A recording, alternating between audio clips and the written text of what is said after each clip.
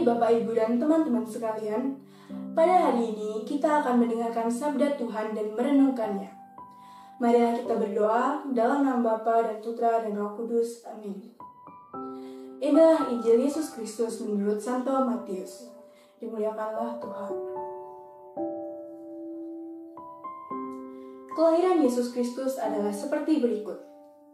Pada waktu Maria, ibunya, bertunangan dengan Yusuf, sebelum mereka hidup sebagai suami istri, ia didapati mengandung dari Roh Kudus.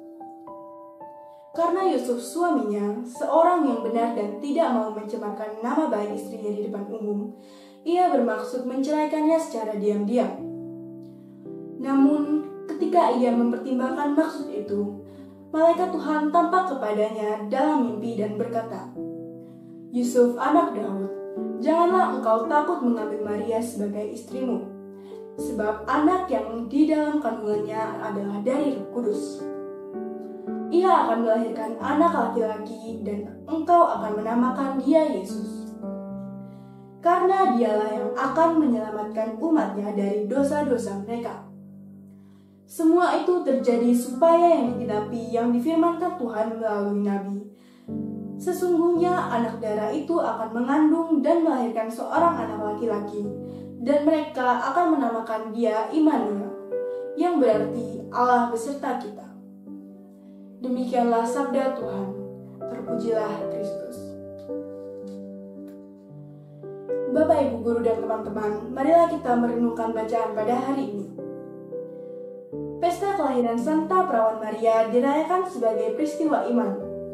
Allah memilih seorang pribadi dan mempersiapkannya dengan begitu rupa, sehingga ia dapat hidup dalam rahmat dan kekudusan sejak awal, yang layak menjadi ibu Yesus, mengatasi segala garis keturunan dan dosa. Selain kekudusan adalah anugerah, kekudusan juga membutuhkan tanggapan Maria sendiri.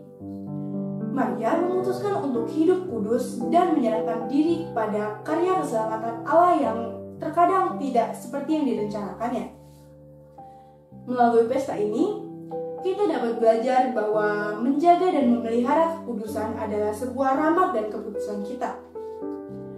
Kekudusan hidup tidak ditentukan oleh sejarah para pendahulu kita, atau keluarga kita, atau bagaimana kita dilahirkan.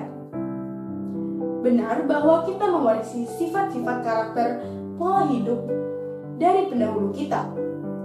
Namun, kitalah yang mengelolanya untuk kepentingan masa depan kita.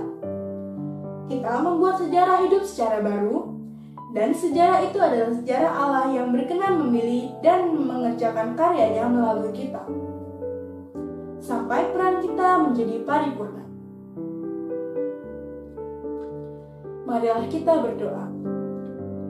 Ya Bapa, semoga seperti Bunda Maria, kami senantiasa menjaga hidup dalam kekudusan dan membuat sejarah-Mu menjadi sejarah hidup kami. Amin. Kemuliaan kepada Bapa dan Putra dan Roh Kudus, seperti pada permulaan, sekarang, selalu, dan sepanjang segala abad. Terpujilah nama-Mu Yesus, Maria, dan Santo Yosef, sekarang dan selama-lamanya. Santo Fransiskus Saverius, doakanlah kami. Amin. Dalam nama Bapa dan Putra dan Roh Kudus. Amin.